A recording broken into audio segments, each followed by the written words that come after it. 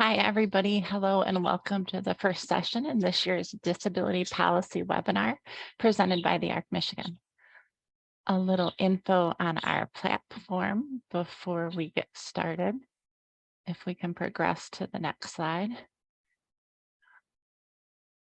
In your Zoom webinar control panel, you'll find the chat feature where you can communicate with the meeting host and panelists. If you need tech support, you can message me there. A link to the handouts will be shared in the chat. This webinar does have a raise your hand feature that the presenter might use, also located in the Zoom control panel. If you've joined via the app on your phone, look for the pull down features at the top or bottom of your screen to access these features. Automated captions are turned on for this presentation, and attendees have the option to translate these captions into a different language by clicking on the little caret next to the CC button to access those options. Now, I'd like to welcome Sherry Boyd, Executive Director of the ARC Michigan. Good morning, everybody. I want to thank you for attending our first of four webinar series related to disability policy. I have the pleasure of introducing our first speaker, Emily Henderson, who's our governmental affairs consultant. Emily is employed at McCall Hamilton, the Lansing's only all-female lobbying firm. She went to MSU, James Madison's college, and after she graduated, she joined their team and began working on state and legislative policy and related to health and human services. Emily's going to discuss the new political landscape and provide an advocacy update on all the issues that the ARC Michigan is following. Thank you, Emily, for joining us today. Thanks, Sherry. Good morning, everyone. Thank you for that wonderful introduction.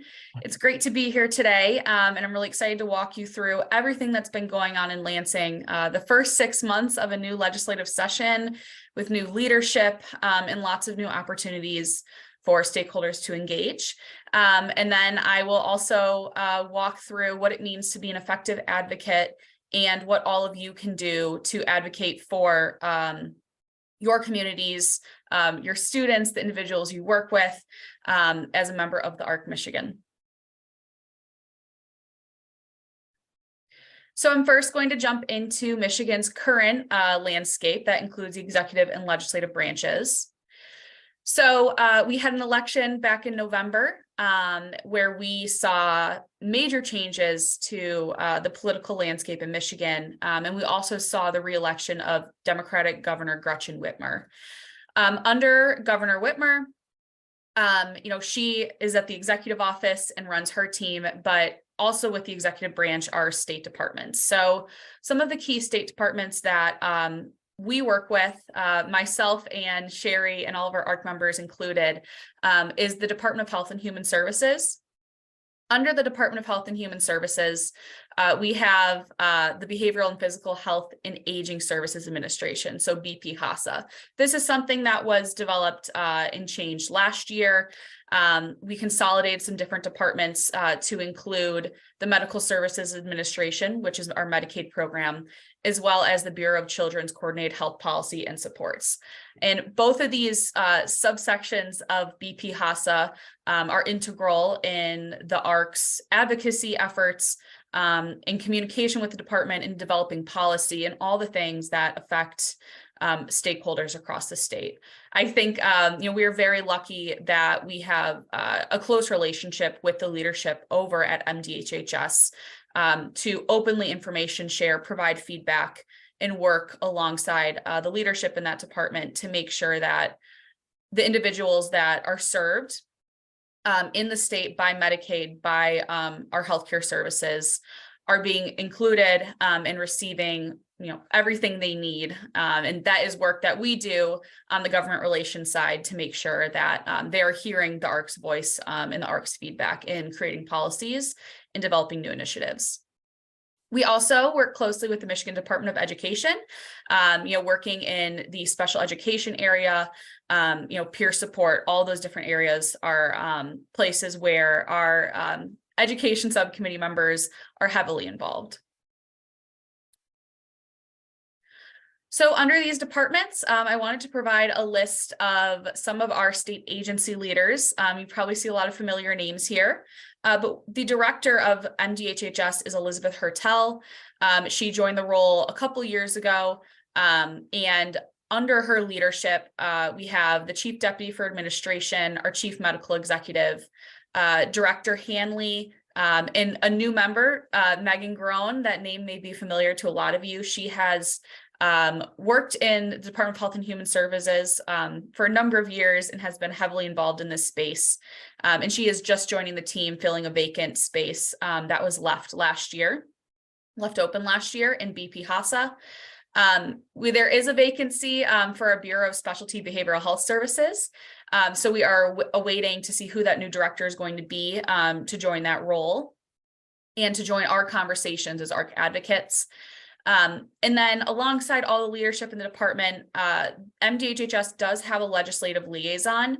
This individual is in charge of taking information from the legislature to the department, and then from the department back to the legislature, as stakeholders and legislators are working on developing policy. Sharday Burton is our go-to over there. So developing that relationship with all these members, but especially Sharday, as she bridges the gap between legislative items and regulatory policy in the state. You know, she serves as an integral resource to our efforts in Lansing.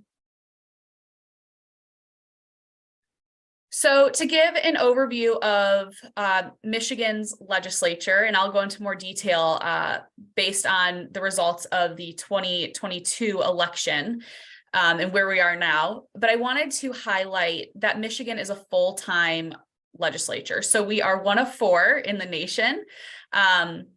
We operate very closely to how Congress operates. So 12 months out of the year, we have legislators in Lansing. That's subject to some summer breaks and holidays. But compared to a lot of other states where they do not operate full-time, we are heavily engaged in the state. We're working year-round to make sure that we have legislation moving, we have policies being worked on. And so we are very unique in that sense. But all the time there's work going on. Some weeks, some months may be slower in some specific issues that the ARC may be working on, but nevertheless, we don't stop in Lansing, and we are continually working year round to make sure that our policy and our initiatives are moving and getting across the finish line. So I covered the executive branch and some of our state departments, and now I'm going to talk about the legislature. So this is our House and Senate. So we have 110 House members, so representatives, and then we have 36 senators. Back in November, we had, I guess, a record-breaking election in the sense that we had major voter turnout for a midterm year. But we also saw lots of swings over to the left in those that won their races. So we have a democratically controlled House and Senate and governor's office for the first time in over 40 years. This is very unique because, the past 40 years, we have been working with mostly a Republican majority, with the governor's office switching between Democrat and Republican, every couple election cycles. So in the Senate and in the House, we only have a 2-seat majority. And I mention this because while we have, a historic new majority in Michigan, there's still very much a need for bipartisanship. 2 seats, a 2-seat difference is not enough to only work on one side of the aisle. So we absolutely need bicameral and bipartisan policy as we move through the process. I think, what we've seen the past 5-6 months is there have been a lot of policy initiatives that have been signed into law by the governor that have been really Democratic priorities that have been on the back burner for 40 years. So it is possible to get legislation done without minority support. But it is still an integral part, that bipartisanship is integral to getting good legislation passed. And that has always been the case, especially the past the past terms with Governor Whitmer in office and our Republican majority in the House and the Senate, you do need that bipartisan support if she's going to sign that bill. And in this legislative session, we need bipartisan support to make a statement to the governor, to make a statement to stakeholders across the state that this is good policy that has been worked on and has been negotiated to get across the finish line. So in the Senate, we have our first ever female Senate Majority Leader, Senator Winnie Brinks from Grand Rapids. And then we have Senate Minority Leader Eric Nesbitt. And in the House, we have our first Black Speaker of the House, Joe Tate from Detroit, and then our House Minority Leader, Matt Hall. Something to note that changed last November was that among many different proposals that were on our ballot, we have new term limits. So starting in 2024, there is a new term limit set for state representatives and state senators. So there will be a 12-year total limit on any combination between the House and Senate races. And currently what we have is we have 14 years split between the House and the Senate. So once you hit your 2 4-year terms in the Senate, you can do your 3 2-year terms in the House, or vice versa. But you know, we're not able to serve more than those set 3 2-year terms or 2 4-year terms in the chambers. So this is new. This is going to change for next year's election for the House of Representatives as they're elected on a 2-year cycle. So we will start to see, you know, right now, especially our new members, we are developing public policy experts in the disability space. We are identifying those key players, and it is our goal to make sure that those individuals who we are teaching all about, you know, inclusive policy, behavioral health policy, we're creating those champions so that our hope is they will serve that full 12 years so we can develop those champions and continue to work with them. Something, you know, in our previous, with the previous term limits, it made it very difficult to create those champions because people termed out so quickly, or they're constantly, you know, having another election and fighting for their seat every 2 years if they're a House member. And so this is a very unique opportunity for advocates to make sure that we are creating these public health experts in this space, and we are working with them, and then they can carry on that knowledge as they serve in their seats.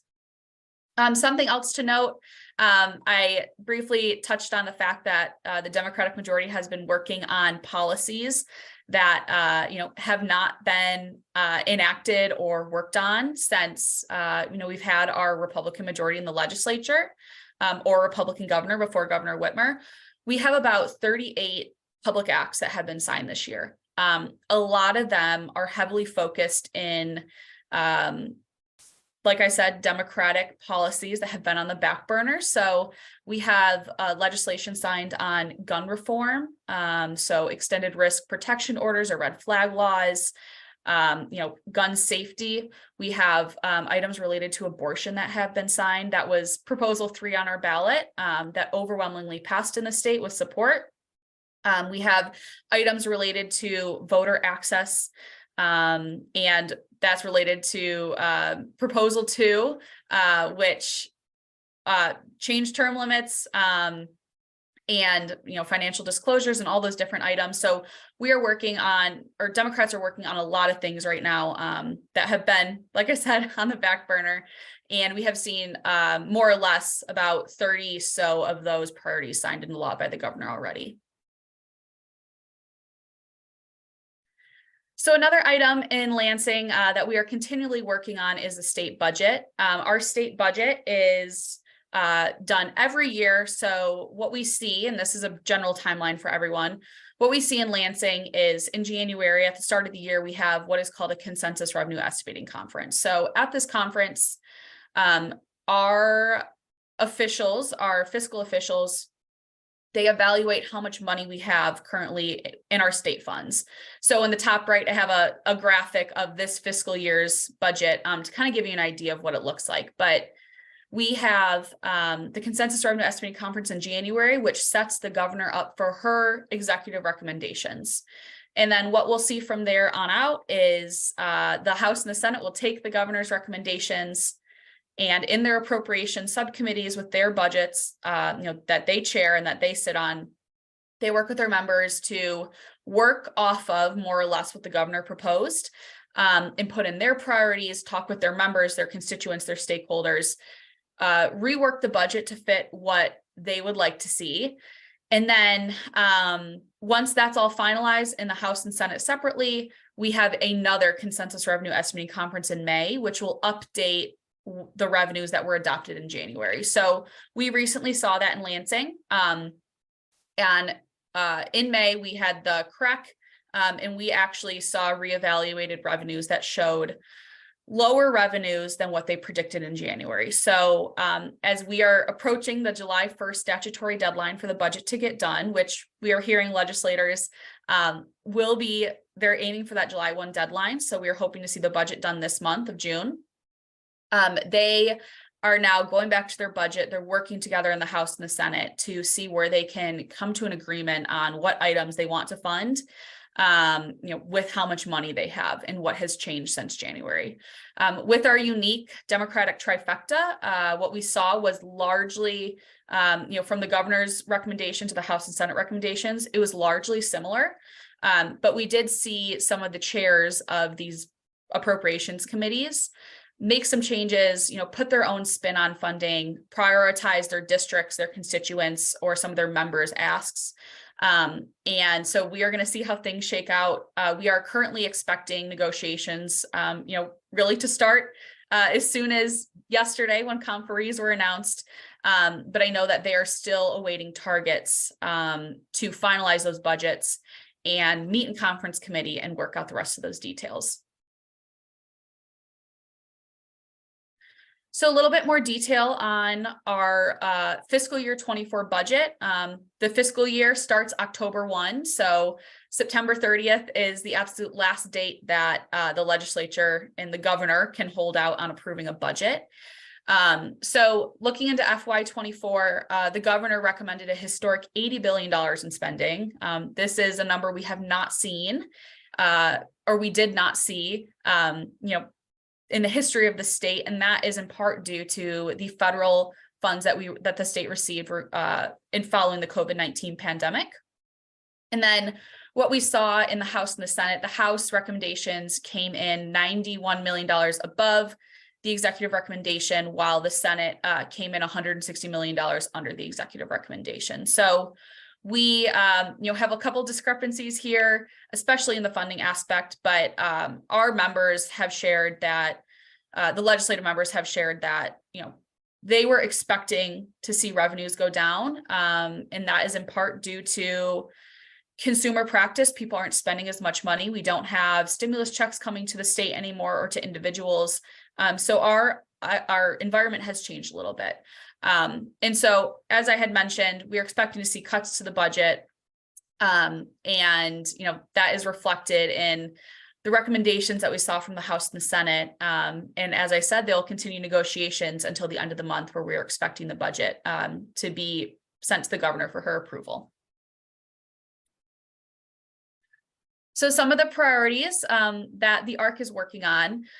The biggest one and the continued, drum beating that we do in Lansing is direct care worker wages. So last year in the budget, with Senator Stamas as our appropriations champion for DCW, we had a $2.35 increase to the direct care worker wage. This year, the governor proposed an additional $1.50 on top of that $2.35.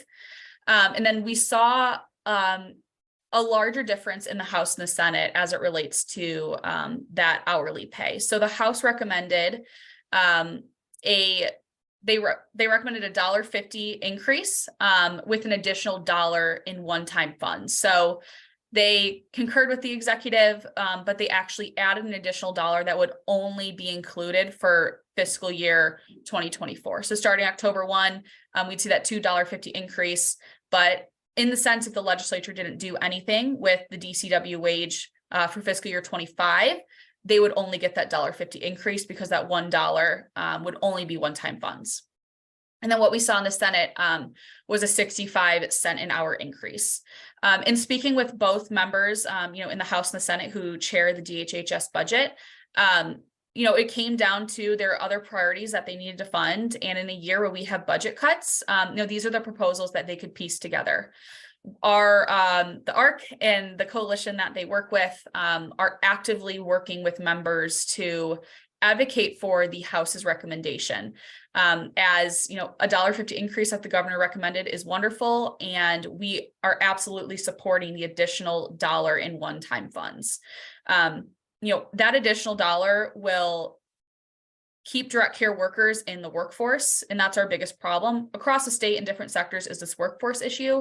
And so if we can keep direct care workers and incentivize them with not only a higher wage, but an additional $1 for this upcoming fiscal year, we can make the ask again next year. And that's something that the coalition is working on. And that's something that as I get into some education on how to contact your legislator, that House recommendation is what we are advocating for at this time until the budget is finalized and sent to the governor. Other items we are working on in the budget and following are increases in mental health funding, behavioral health funding, the Healthy Michigan Plan, as well as CCBHC funding. And then we are also following the special education funding conversation. So we saw historic increases to per pupil funding, not only in the governor's recommendation, but in the House and Senate recommendations.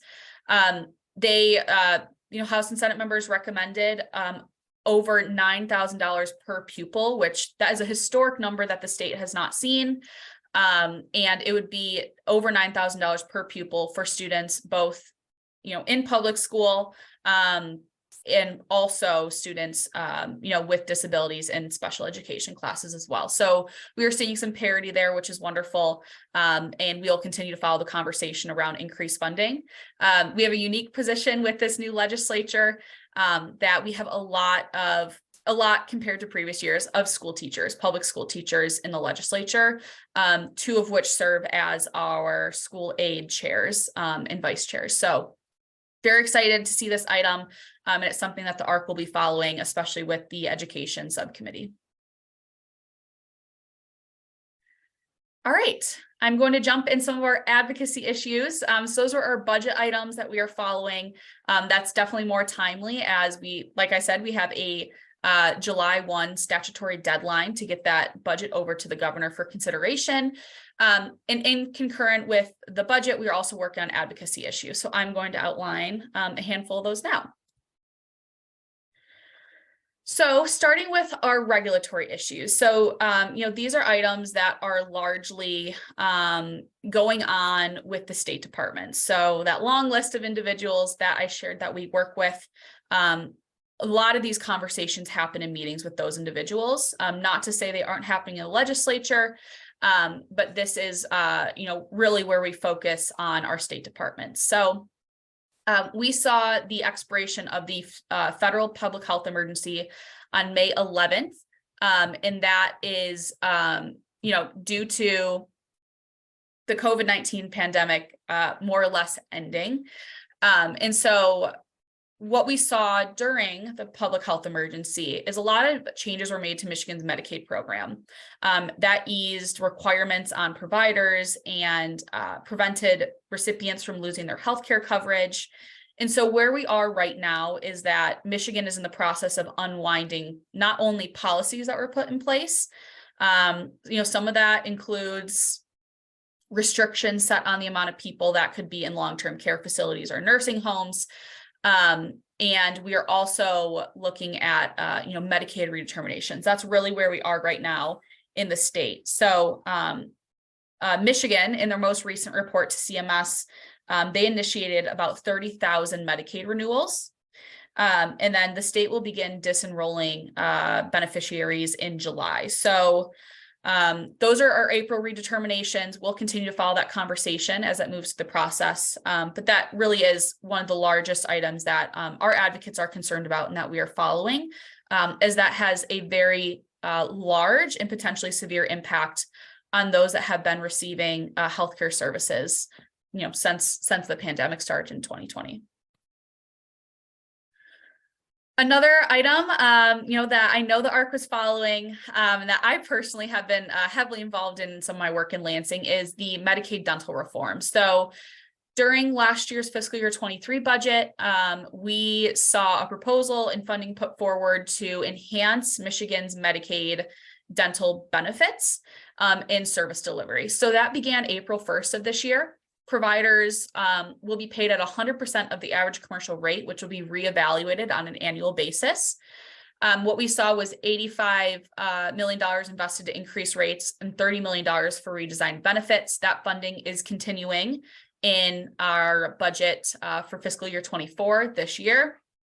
And I did list some of the services that are being provided as well. So, sealants, root canals, crowns, these are all items that were not covered under Medicaid. One of the biggest issues that people faced is, once they find a provider as a Medicaid recipient, for a provider that will take them, if there is lots of decay because they aren't receiving preventative care that is covered, they most likely have their teeth pulled. And so we are seeing a lot of Medicaid beneficiaries, not understanding that themselves or their children may have access to dental care, but also a lot of things weren't covered. And we had a lot of issues with providers, not being reimbursed for the services that they were wanting to provide to Medicaid beneficiaries. So this is an item we'll continue to follow, but we are expecting to see increased rates of participation from both Medicaid beneficiaries and providers as we continue to follow this item. Some other regulatory issues that we are following.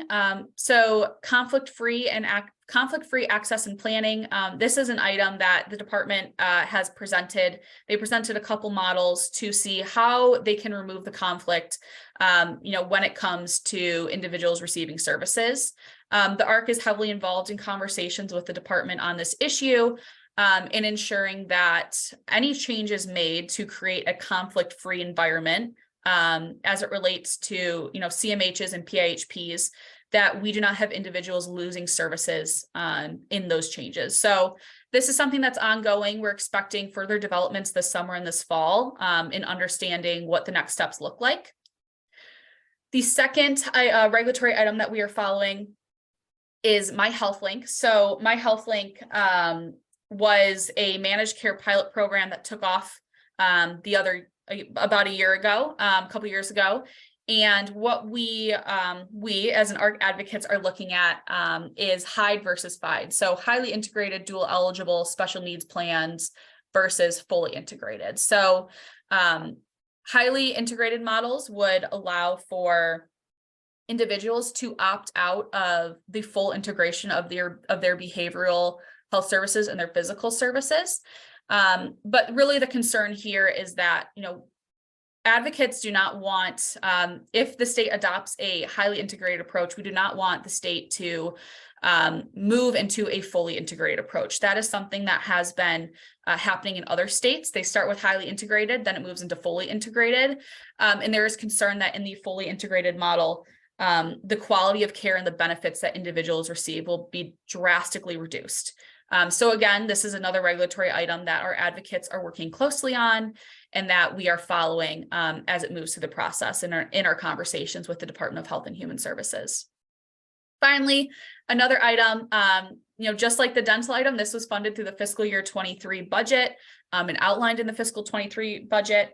But it requires the department and BP HASA to design a policy that spans fee-for-service and managed care to bring community health workers who are essential public health workers into Michigan to provide services for individuals who receive Medicaid coverage. So screening them, being a navigator, training them to have specific skill sets to further benefit the public health of our community. So these three items, like I said, we're all working closely with our members and our stakeholders at the Department of Health and Human Services. And we are working on these tangentially to any other regulatory items moving, as well as legislative items.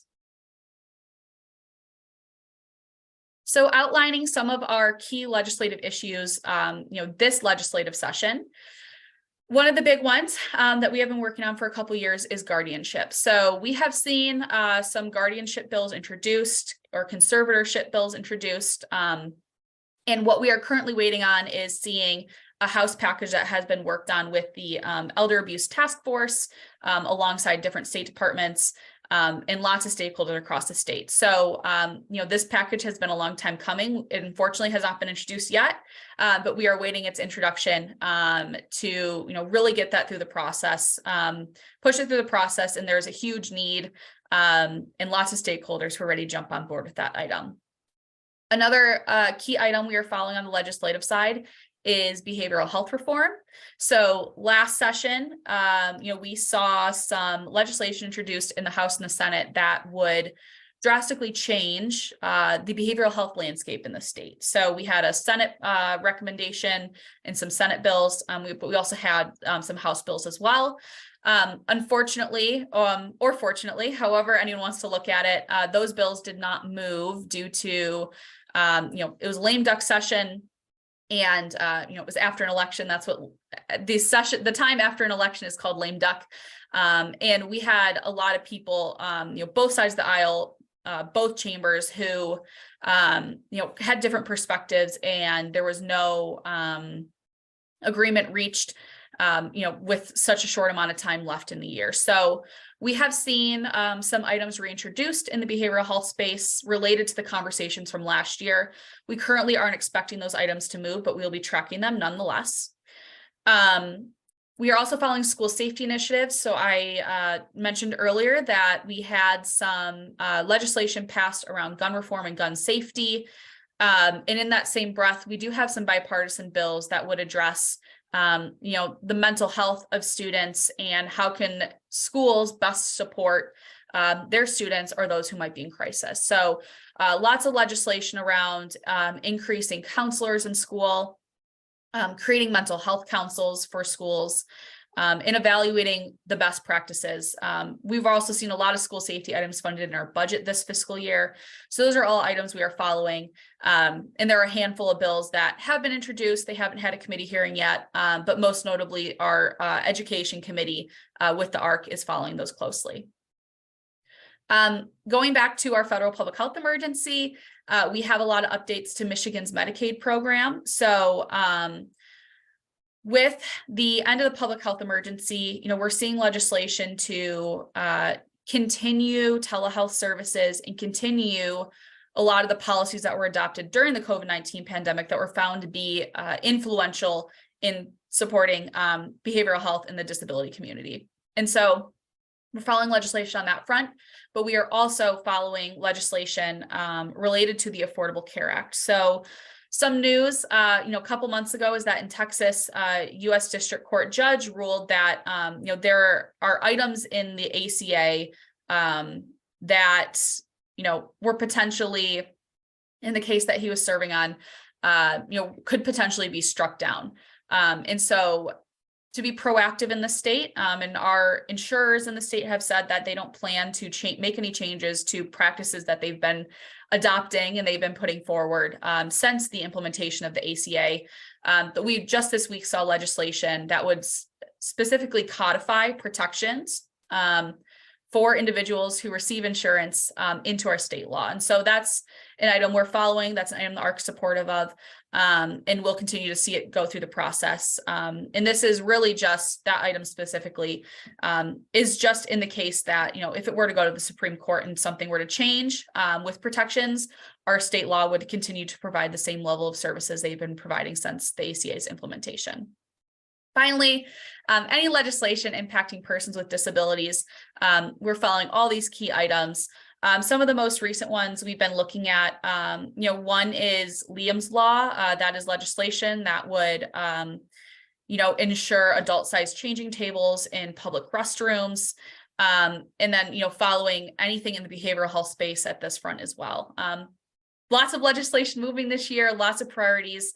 A lot of these bills, that we're seeing reintroduction of didn't get a lot of progress in our previous legislature. And so we will, continue to track anything that could impact someone with a disability or individuals who serve that community. All right, so in covering all of these legislative and regulatory items and kind of sharing our priorities, the ARC's priorities, this legislative session, I'm also going to kind of give an overview, teach you all how to be an effective advocate and what that means. So, Sherry and myself and all the other members who are heavily involved in the government relations space, we are meeting with people every week, every month to push forward our priorities. But what is really effective is a strong grassroots network. And so that is all of you. It's reaching out to your legislator and it's making those connections, developing relationships, and as I mentioned earlier, creating a champion who's going to be in the legislature for 12 years. All right, so why should you engage in advocacy?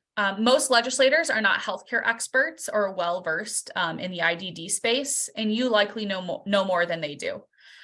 It's not very often you have a legislator who has directly worked with your organization or has career experience in your space. And so it is our job as advocates to make sure that we are engaging legislators and we are making them the experts on our behalf.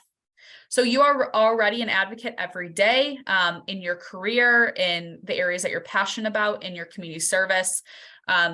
You are the advocate and you can bring the right information and you can bring a unique and critical perspective to these legislators who may not be aware of the issue otherwise or have a full understanding of what's at stake.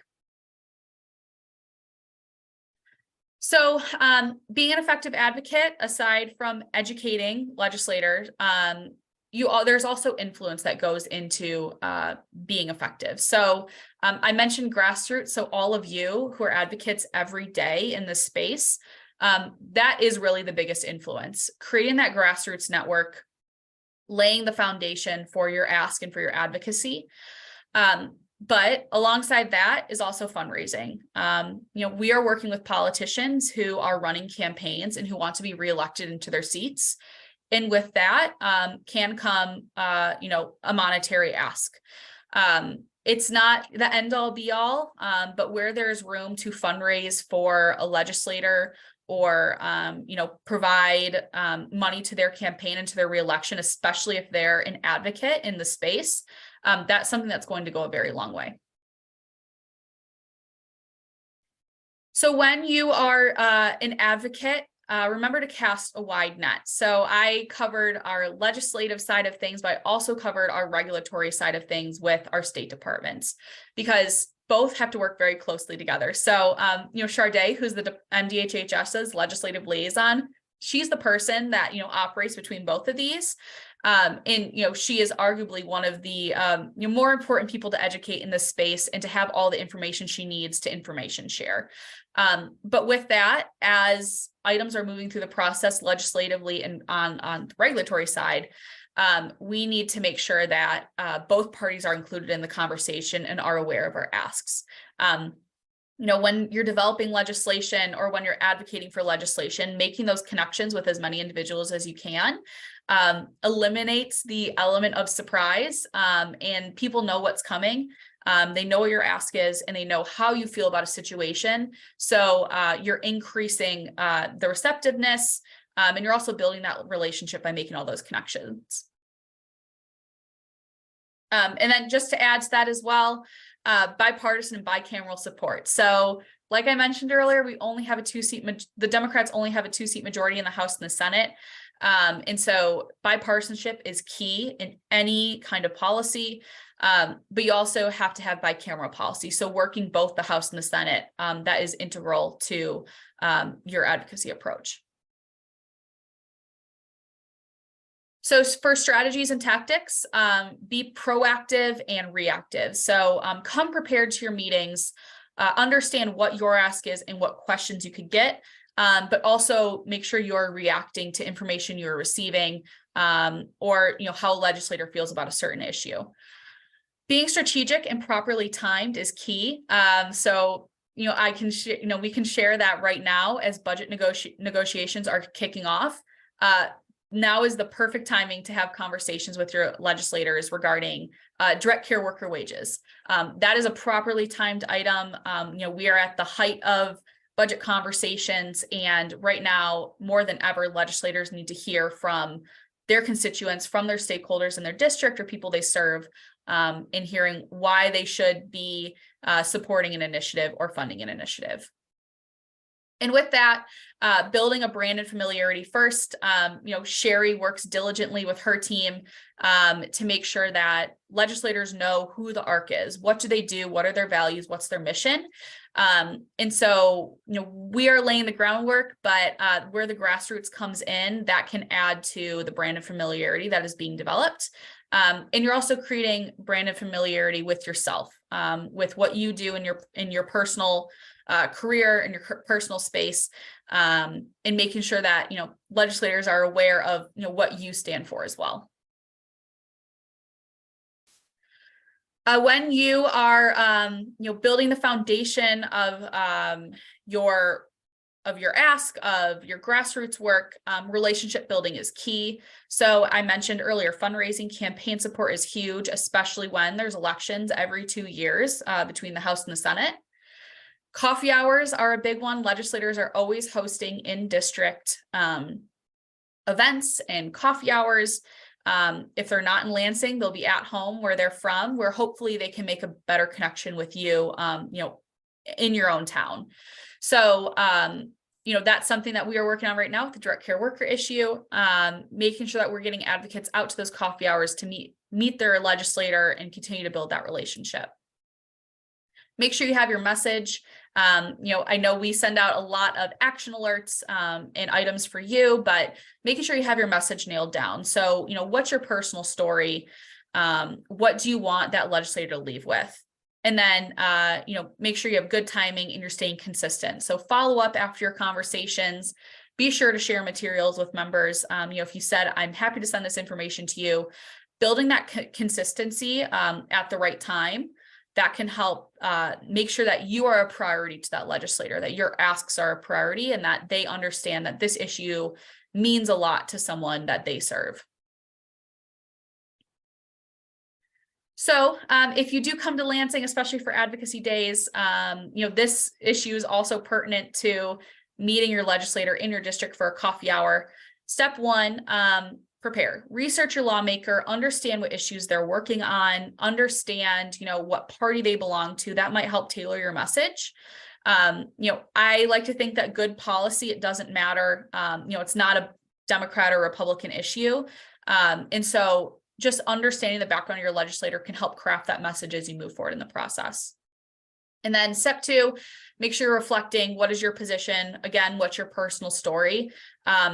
Legislators, they can read a bill, they can get the analysis from their office or fiscal agents in the state, but they want to know what that legislative impact is or what that appropriations impact is on the people they serve. And so crafting that personal story that shares a message and leaves the legislator with something to take home or take back to Lansing, take back to their district, that's what's really important at the end of the day. Remember to be flexible. Legislators, we have a full-time legislature in Lansing that I outlined earlier in this presentation. So be flexible with their schedules, especially on a Tuesday, Wednesday, Thursday. Those are the days that they are largely in Lansing working on lots of legislative priorities. And so being flexible with their schedules, being punctual. Sometimes you might get in a meeting, a 30-minute meeting, and they'll say, I only have 15 minutes to give you today because something else popped up. Get to your point and tell that story to leave them with the information they need. Another thing that I love to emphasize is that staff are key to making our legislature operate. They don't have term limits. They're often there for more than 12 years. And so meeting with staff while you're developing a relationship with your legislator or you're trying to make your legislator a champion, staff members have a lot of that previous and historical knowledge from being in the legislature for so long. And so if you're ever meeting with staff, do not feel discouraged that, the legislator isn't able to make it to your meeting, because staff, oftentimes have a lot of historical knowledge that they can then repeat to the legislature, their legislator, and help them make an informed decision. Making personal connections, where's that personal connection with your legislator? Maybe their history after you research them, their career. making that personal connection is going to be huge. Find something in common.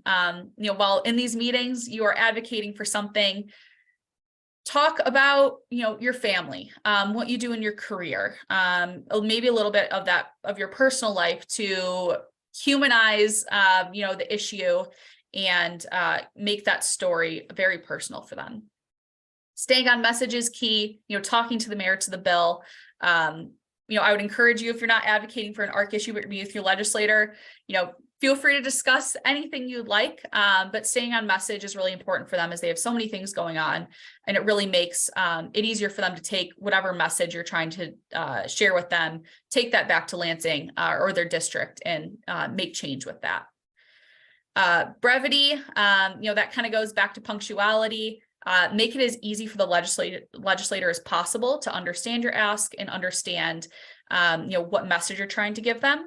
And then, of course, as I've mentioned, make the ask. What is your ask as an advocate?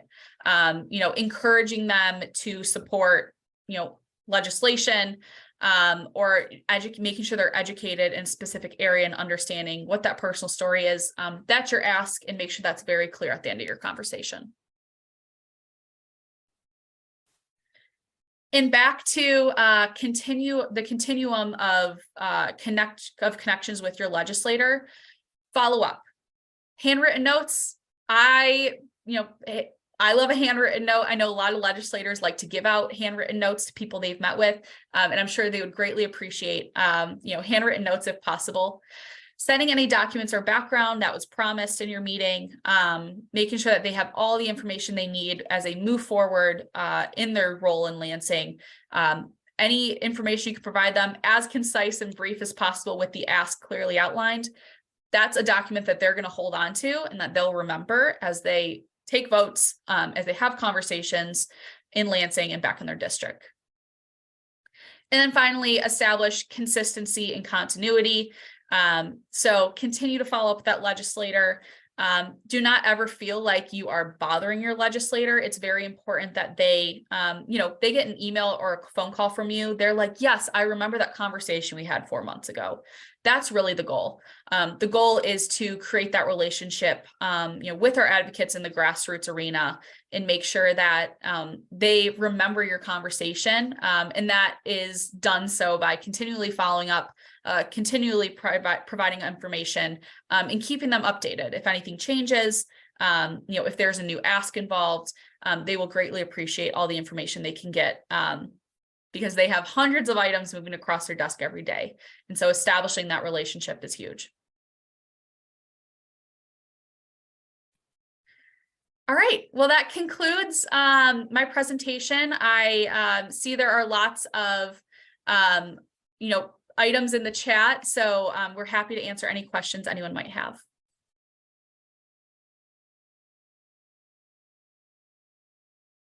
Hi, Emily. We do have the first question.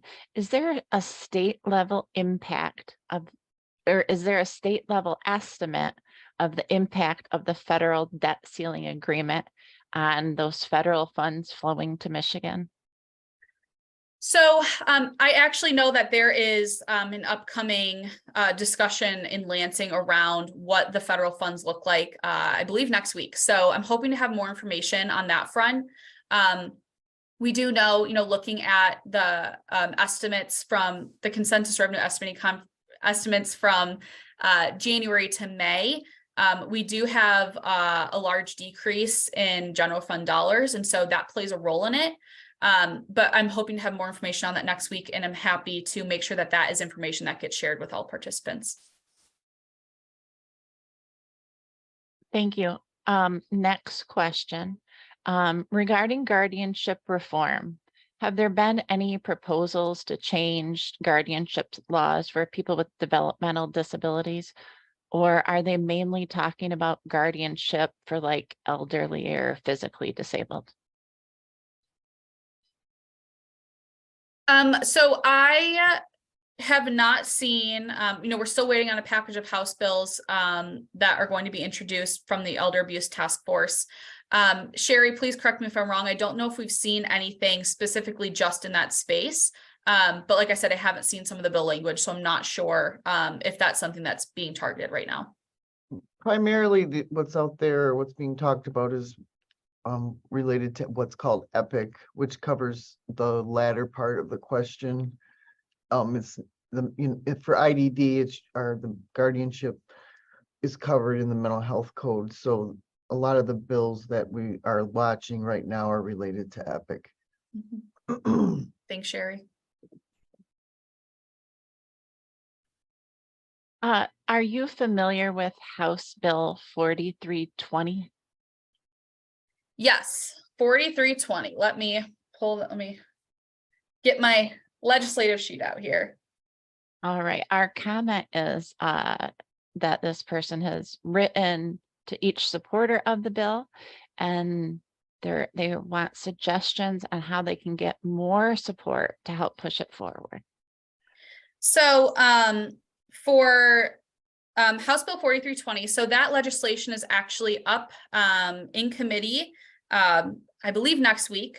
We are working closely with the bill sponsor. For those of you that are wondering, that is legislation to establish penalties for coercing a vulnerable adult into providing sexually explicit material. This is legislation that Sherry has been working closely with the bill sponsor with. We are expecting a hearing next week on that legislation. So right now it's in the early stages of the process. Legislators, most of them have not reviewed this legislation because it hasn't been put on their desk yet. They haven't voted on it on the floor. It's just getting its first committee hearing. So we greatly appreciate that you've already reached out to the supporters of the bill to contact them. And so what we'll see after next week is we'll have a better understanding of where people stand on this initiative. This is a reintroduction from last session, so we are expecting it to hopefully move through the process quickly. But once it gets passed out of committee, that is when it will go to the House for a full floor vote. And that is when it'll be important to contact your legislator. So the individuals who signed on to the bill, they're already supportive. And so reaching out to some of those individuals who maybe did not put their name on as a sponsor or co-sponsor, who are in your vicinity, that will be really important to make that connection with them and share that, you're a constituent and you would love to see this bill get moved through the process, as it plays an integral part in protecting our vulnerable residents. So hopefully more information to come once there's a hearing next week.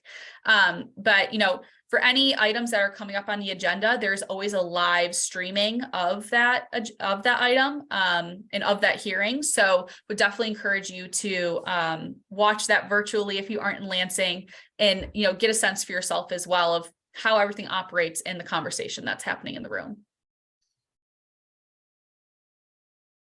Thank you, Emily. I'm not seeing any other questions in the chat right now, but I'll give folks a minute to finish typing in any questions or comments that they have.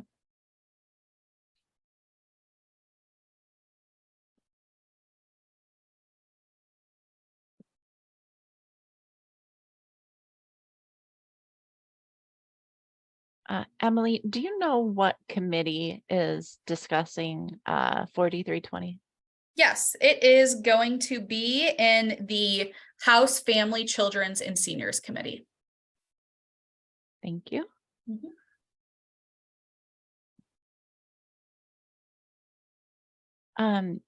When Sherry was explaining EPIC in relation to the guardianship bills, can you tell us again what EPIC stands for?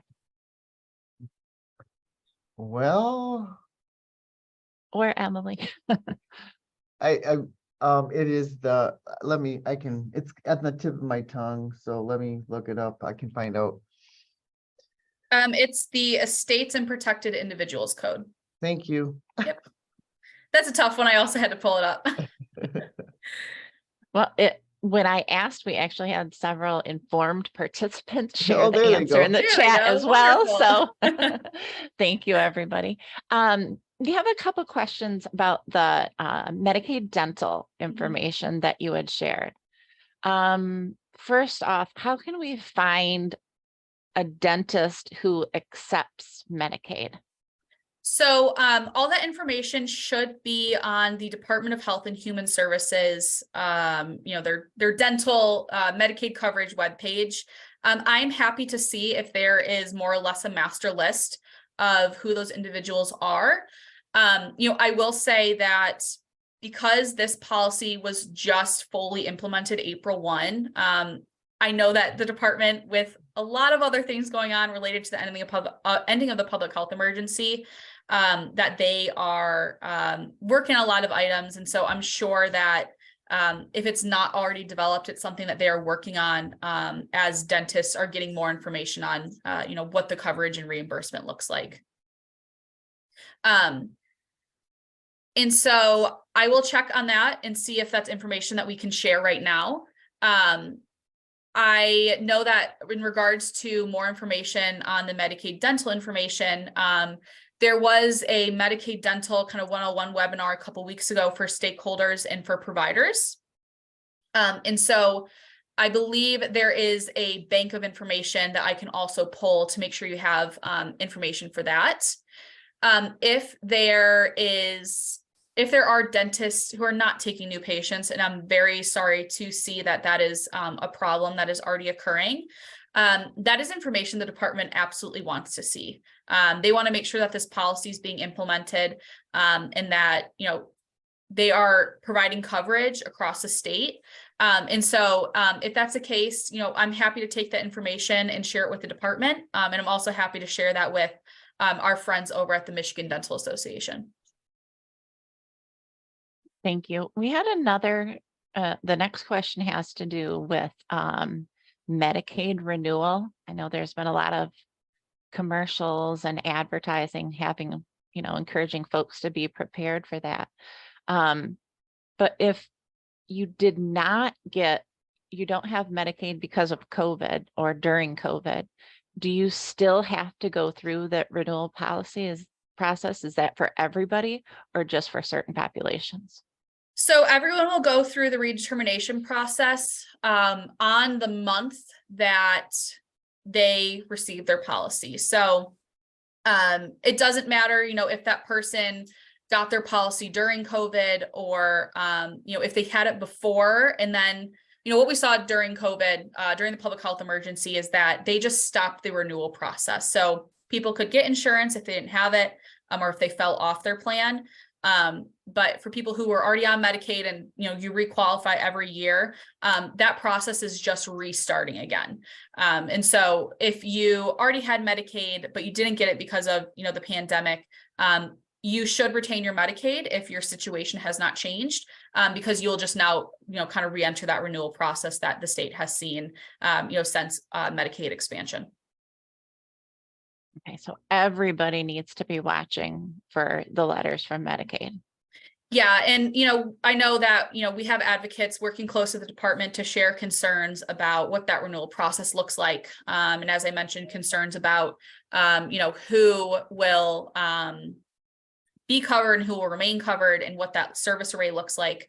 But we are aware that, we're closely following that conversation and making sure that people are getting the resources they need and they're having those conversations with the department. But the department is asking, if you aren't receiving a phone call or you haven't received a letter in the mail, if you have access to the internet, make sure you are, going to the portal where you can make sure all your information's updated, your address, your phone number. And if there are any concerns with getting access to the information, feel free to reach out to me. I'm happy to send along that link. But I know a lot of advocates across the state are working to make sure that the stakeholders they work with have access, and are being contacted for their renewal when it is their time, when it's that month.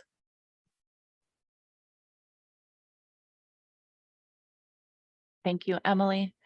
I'm not seeing any other questions at this time. So if you want to progress to the next slide.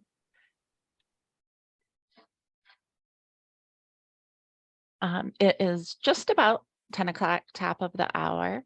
Our second presenter will be here today at 10:30.